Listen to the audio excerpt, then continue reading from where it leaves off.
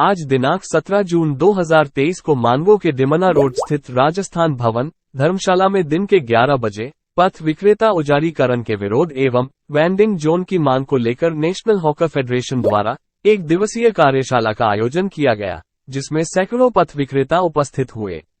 कार्यक्रम में मुख्य अतिथि के रूप में नेशनल हॉकी फेडरेशन की एडिशनल सेक्रेटरी एवं all India women hockey federation की राष्ट्रीय सचिव अनिता दास उपस्थित हुई।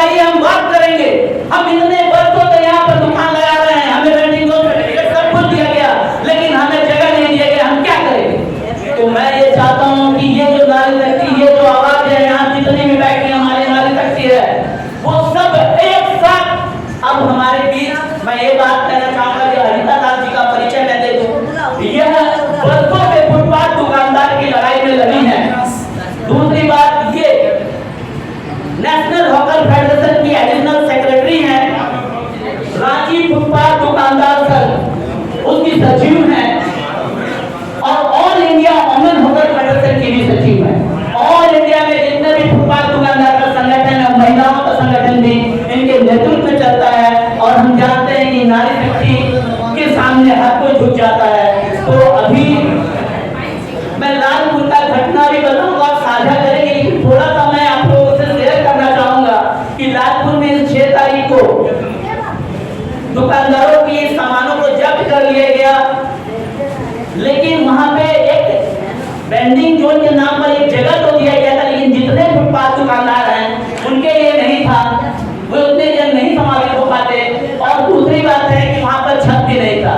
तो वहां के फुटपाथ दुकानदारों ने किस तरह से लड़ाई लड़ी, आंदोलन किया और वहीं पे वो वाली दुकान लगाई। उनकी मांग है कि हमें जगह दीजिए, लेकिन जो भी वेंडिंग जोन की सभी मूलभूत सुविधाएं हैं वो हमें वहां पे मिलेगी, तभी हम वहां दुकान लगाएंगे। वो भी टीवी मीटिंग में पारित होनी चाहिए, तभी वो चीज होगा। तो सभी महिलाओं ने और पथ विक्रेताओं ने एक साथ मिलकर वहां पर आंदोलन किया, लड़ा, और अभी जो है उनकी बातें मानी गई, अभी वो चल रही है प्रक्रिया। तो मैं ये कहना चाहूंगा, आज का जो मीटिंग है यहाँ पर सबसे मेन है कि हमें, लेकिन अभी तक चिन्हित नहीं हो पाया। तो कहीं ना कहीं यह लापरवाही है, अनदेखा किया जा रहा है पथ विक्रेता को, उसके कानून को। तो हम सब पथ विक्रेता एक साथ एकजुट होकर अपने हक को लेने के लिए हम लोग संघर्ष करेंगे, आंदोलनरत रहेंगे और हर तरह के लोकतांत्रिक प्रदर्शन और धरने में हम जाएंगे, जिसकी आगाज आज हम लोग यहाँ पे कर रहे हैं। हम सब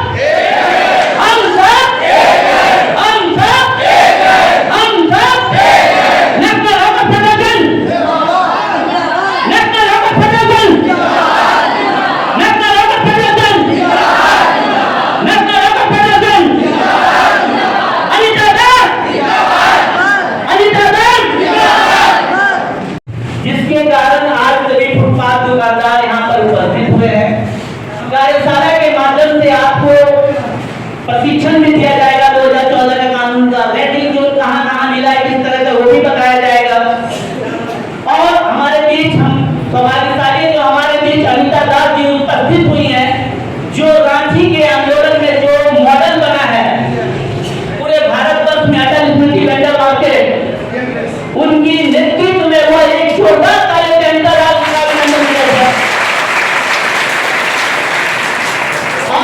जो ये वेंडिंग मार्केट, वेंडिंग जोन मिला है, आंदोलन से मिला है, संघर्ष से मिला है।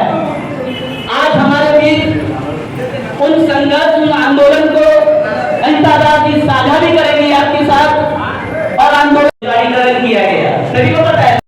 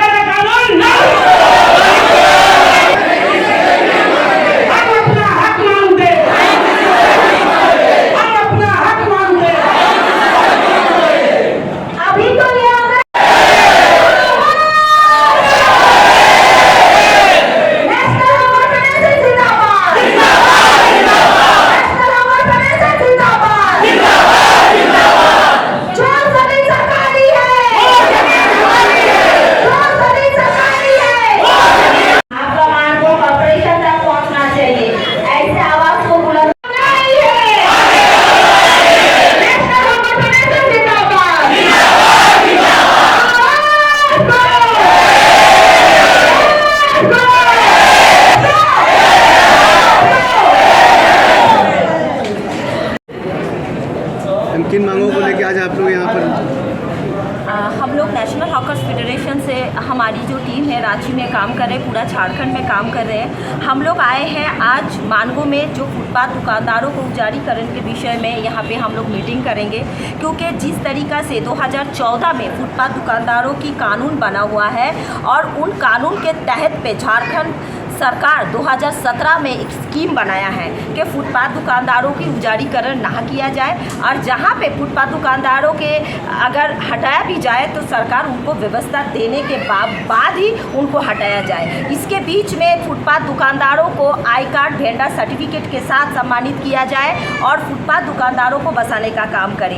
इनके लिए एक सक्रिय कमेटी है जो टाउन वेंडिंग कमेटी, इनकी मीटिंग हमेशा बुलाई जाए और फुटपाथ दुकानदारों की जो भी परेशानी है उस मीटिंग के द्वारा इसको पारित किया जाए। लेकिन इस कमेटी को मान्यता नहीं देके फुटपाथ दुकानदारों को उजारीकरण करते हैं। आज उसी उजारीकरण के खिलाफ में आज हम लोग यहाँ पे बैठे हैं और हम लोग चर्चा करेंगे कि किस तरीक़ा से फुटपाथ दुकानदारों को बसाया जाए, और हम लोग चेष्टा करेंगे, अधिकारियों को वार्ता पहुँचाएंगे कि फुटपाथ दुकानदारों को बसाना है। हमारे देश में फुटपाथ दुकानदार एक महत्वपूर्ण इम्पोर्टेंट है, क्योंकि फुटपाथ दुकानदार है तो अर्थव्यवस्था मजबूत है। 8,000 करोड़ रुपया टर्नओवर है प्रत्येक दिन, जो रिलायंस कंपनी का नहीं है। जो फुटपाथ दुकानदारों की वजह से कोरोना काल में दिखा दिया था कि फुटपाथ दुकानदारी का ही जो अर्थव्यवस्था मजबूत किया है, इसको देखते हुए पीएम स्वनिधि 10,000 का लोन प्रधानमंत्री जी उन लोगों को उपलब्ध कराया था।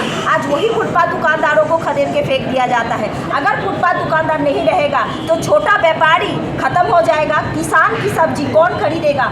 किसान की सब्जी लेके, क्योंकि फुटपाथ दुकानदार बड़े कॉल कारखानाओं से सामान नहीं लेते, पीटर इंग्लैंड की सामान नहीं बेचते हैं, वो छोटा छोटा जो हमारे घरों में बेचते हैं, उद्योगकारी है, उन्हीं का सामान बेचते हैं और उनकी भी कहीं ना कहीं अर्थव्यवस्था को मजबूत करते हैं। तो एक फुटपाथ दुकानदार छोटा व्यवसायी को और छोटा कल कारखाना के ही मजदूर को भी जीवित रखते हैं। तो फुटपाथ दुकानदार वो हमारे हिस्सा है, क्योंकि जिनकी रोजगार बहुत कम है वो फुटपाथ दुकानदारों से सामान खरीदते हैं। आज 5 रुपया में, 10 रुपया में, 8 रुपया में लिट्टी चोखा मिल जाता है। एक गरीब दिन भर का सुबह का नाश्ता हो जाते हैं। आज सब्जी वाले लोग है बोल के सस्ता में मुझे सामान मिल जाते हैं, लेकिन यही सब्जी वाला नहीं रहेगा तो बड़े कंपनी वाला जो नींबू का दाम है 5 रुपया, वो नींबू 15 रुपया में बेचेगा, धनिया पत्ता 15 रुपया में बेचेगा, बिजनेस करेगा हम लोगों के साथ। लेकिन ये हमारी अर्थव्यवस्था मजबूत करते हैं, इनको नहीं देख के इनको हटाने का काम करते हैं। पूरा रांची में एक सर्वे का रिपोर्ट आया था, पूरा झारखंड में, जिसमें मानगो का एक सर्वे रिपोर्ट आया है, वो उत्तम जी आप लोगों को बताएंगे। जो कितने वेंडर का सर्वे, अभी तक पूरा वेंडर का सर्वे भी नहीं किया गया है, आई कार्ड और वेंडर सर्टिफिकेट भी नहीं दिया गया है। जहाँ तक झारखंड गवर्नमेंट ये जो 2014 का स्कीम कानून होते हुए भी स्कीम बनाया गया, जिसमें उजारीकरण नहीं है, बसाने की व्यवस्था किया गया, किस तरीक़े से बसाया जाएगा। लेकिन जहाँ जहाँ उजारीकरण होता है इस कानून को फॉलो नहीं किया जाता है, इस एक्ट के खिलाफ काम किया जाता है। चाहिए एक्ट के लिए आप हमारे बयान बुलंद करेंगे। इस एक्ट में क्योंकि हम लोगों का कानून को बचाने का काम कर रहे हैं, क्योंकि 2014 में ही हमको सम्मान के तहत मिला है। आज फुटपाथ दुकानदारों का कानून को ख़त्म करने का कोशिश कर रहा है, तो हम लोग इसको बचाने की कोशिश करेंगे। जितना हमें हटाएंगे हम उतना मजबूती होंगे। हम कोर्ट में भी केस किया है नेशनल हॉकर्स फेडरेशन की तरफ से झारखंड उच्च न्यायालय में, और हम आशा करेंगे कि मानगो में जिस तरीके से हटाया गया है उन लोगों को हटाया ना जाए और उनको व्यवस्थित किया जाए, वेंडिंग जोन के रूप में उनको चिन्हित किया जाए। मेरा नाम अनीता दास है, मैं नेशनल हॉकर्स फेडरेशन के एडिशनल जनरल सेक्रेटरी हूँ, प्लस रांची फुटपाथ दुकानदार हॉकर्स की महासचिव। आगे की रणनीति हम लोगों की है, जिस तरह से उन्हें बिना बसाए उनको उजाड़ दिया गया, जिससे 500 कम से कम दुकानदार जो अभी सीलिंग कर दिया जा रहा है, 500 दुकानदार रोजगार से वंचित हो जाएंगे, जिससे 2500 उनके जो परिवार के लोग मिलाकर वे भुखमरी के शिकार हो जाएंगे। और टाउन वेंडिंग कमेटी की हम लोगों की मीटिंग हुई, नगर निगम में 6 सदस्यीय कमेटी बनी, लेकिन चिन्हित करने के लिए सिर्फ खानापूर्ति की गई, जबकि हम लोगों ने ज़मीन की बात की है। सरकारी ज़मीन पर ही वेंडिंग जोन बनेगा।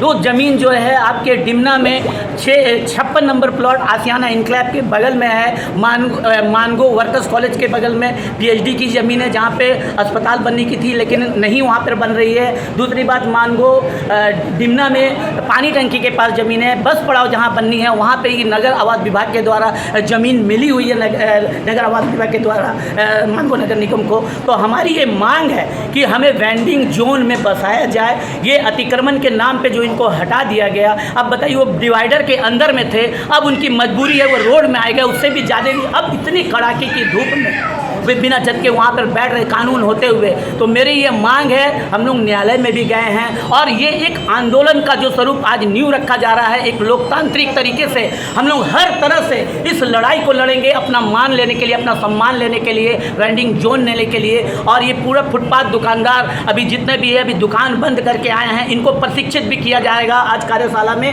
2014 के कानून के बारे में। और मैं ये समाज को ये और प्रशासन को ये संदेश देना चाहूँगा कि उनको 2014 का कानून की जानकारी पूरी तरह से लेनी चाहिए। इसी कानून के तहत रांची में बना है और अधिक शहरों में वेंडिंग जोन मिला है, लेकिन यहाँ पे ऐसा कुछ नहीं हो रहा है। हर तरह से कानून का उल्लंघन किया जा रहा है। सर्वे रिपोर्ट क्या है? मैं किसी भी तरह की किसी भी जगह से फुटपाथ दुकानदारों को सहयोग नहीं किया गया।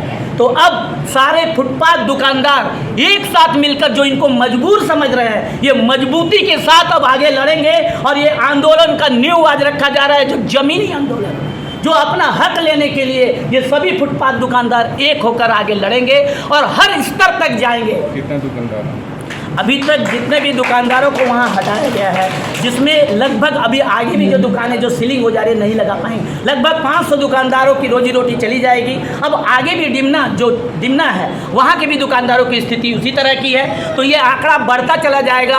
बिना वेंडिंग जोन, अगर आपके पास ज़मीन है, पहले से ज़मीन थी, लेकिन इसके तरफ कोई ध्यान नहीं दे रहा है, उनको बसाने की कोई बात नहीं कर रहा है, कोई राजनेता, कोई जिला प्रशासन, किसी की भी ज़मीन सबकी सो गई है इनके प्रति। ये भी मतदाता है, ये भी करदाता है।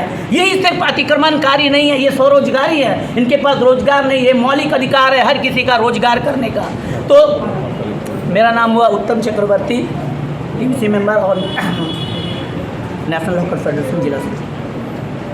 समस्याओं का सामना करना पड़ रहा है। देखिए, जिस तरह जितने भी बैठे हुए भाई बहन या हमारे बुजुर्ग जो साथी बैठे हुए हैं, इसकी तरह हम भी एक साधारण सा दुकानदार हैं जो फुटपाथ में बैठ के अपना परिवार को चलाते हैं, जिससे हमारा परिवार इसी फुटपाथ के भरोसे में चलता है। परिवार का बाल बच्चा हो, छोटा मोटा जो भी लोन हो, घर परिवार हो, जिस तरह से हम ये सामना कर रहे हैं, इसे 2 पैसा कमा के परिवार को साथ साथ जो भी अपना कोशिश करें कि अपने आप को सेटल करें, सभी उसी तरह सब कोई अपना परिवार के साथ सेटल कर रहे हैं, कोशिश कर रहे हैं। एक चीज़ बताइएगा, हाँ। इतने सालों से लगा रहे थे और जब उजाड़ा जा रहा है, क्या प्रशासन की ओर से क्या आया था? देखिए, आज हम लोग लगभग कम से कम 15 से 20 साल से फुटपाथ पे बसे हुए हैं और फुटपाथ से अपना रोजी रोटी, जिस तरह से जो भी ये होता है, हम फुटपाथ से अपना रोजी रोटी चला रहे हैं। अब तक अभी क्या हो रहा है कि बिना सूचना के शाम को आके कहा जाता है कि भाई आप डिवाइडर के अंदर कीजिए सामान, उसके बाद 2 घंटा के बाद देखा जाता है कि जेसीबी इस तरह से खड़ा है कि सांप डसने वाला है। ये तो सरासर गलत है।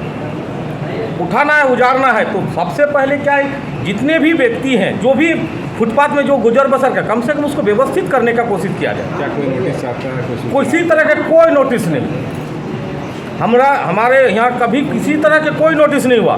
बस इतना ही अलाउंस होता है कि भाई आप अपने डिवाइडर के अंदर में बैठा, अंदर घुसा दी। हम जो भी जिस तरह से उसको अलाउंस होता है, जिस तरह से उनका इंस्ट्रक्शन आता है, हम उसका पूरी तरह से पालन करते हैं।